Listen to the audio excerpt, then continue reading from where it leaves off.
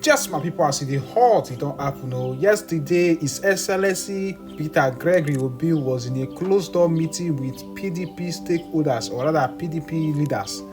Now, today, we don't see say PDP man don't talk say PDP might likely adopt Peter Obi to be the presidential candidate of the People's Democratic Party come 2027 presidential election.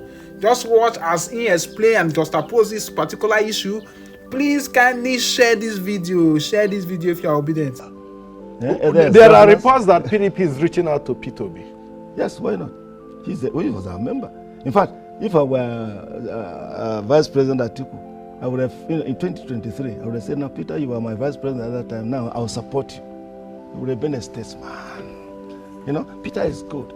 There are other good people. What level of contact have you had with Peter Obi, for instance? Not for now, because I'm still, I'm the leader of the delegation. But I've met people. I've met him, and I've met people, that are going to be the people he will refer to. And I've sat with them for hours, and we're moving step by step. What kind we're of moving step by step, but that's not the only person. Them, yeah. That's not the only person. We're also going to other places, but I don't want to announce before we really get there. They gave me an assignment. When I met them initially, said, "Look, get your platform." That's why you started. The platform was too noisy. Get it right. And I'm moving. Yesterday we had a fantastic neck, and I was so happy because the next thing now is the convention at Ibadan in November. We'll do it very, very well. So I have a very solid platform. I can now go back to these people to say, "Look, we're set. The platform you were complaining about is now set, is now organized, is now proper, is now ready, is ready to move." And I know many of them will respond. So we're not just looking at one person. We're 1, 2, 3, even more. The South is full of talents. Okay, now let's quickly take a look. The South South is full of talents. Yes. Agree with me? Yes, of course. There are talents everywhere. Human resources on global level, Nigeria can raise its head. So what I'm saying is the people who are saying they will not, no, they should give us a chance because we provide a credible alternative to what is happening. I'm not saying the president, the current APC, no, he's doing his best. But if you compare with our record, it's far, oh my God. The exchange, just check the exchange rate. Exchange rate during Jonathan, what was it? It's now 760% higher. And that one has changed the whole reality in Nigeria. Things are so expensive. People are not able to live. Things are so harsh. That's alone. Economy is the most powerful gauge.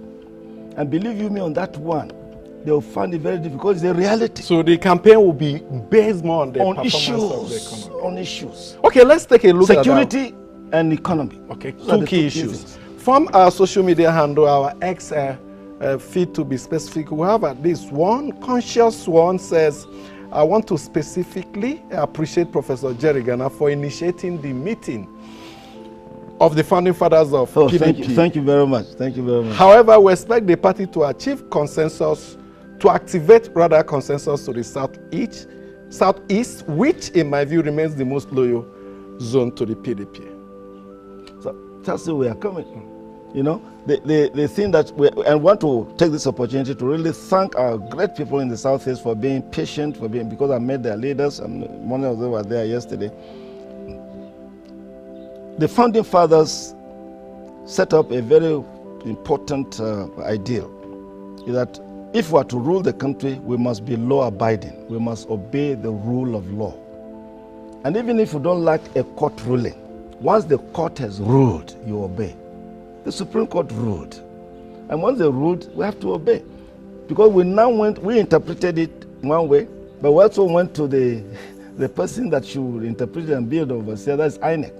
And their own interpretation was that unless this person is the secretary, you have no secretary because the Supreme Court has already ruled. And we say, now look, we are now in a tight corner. Because if we don't convene the NEC properly, there'll be no NEC, there'll be no national convention. So we want to assure the South, we can't forget, they've sacrificed tremendously, we're moving on. They will smile. Now, for you to beat an incumbent president in the presidential system in Africa, the first point to achieve is to unite the opposition. Now we have ADC pulling out. 3-horse race, 4-horse race will be to the advantage of the ruling party. 2-horse race enhances the opportunity of the opposition party. You know, your observation is too early in terms of making a conclusion, because the two sides have not really brought up the candidates yet. You've known the candidate of one side, that's APC. They should wait until the PDP brings out the credible alternative candidate. And many of the other parties you are talking about, they also line up, because we'll be more beautiful, we'll be more active, we'll be more credible, we'll be more believable, we'll be one because we've done it before. And they'll see it fantastically. And they'll be also real. Therefore, just wait. Ask me this question in another year. The opposition will be so solidly behind defeating this. Because, you know, the reality is, and this is not a criticism, it's just the realities. The situation that Nigerians are facing is very, very, and they are crying out for rescue. The economy is harsh, but by any standard. I don't even listen to my wife again when they go to market and because it's in a mess.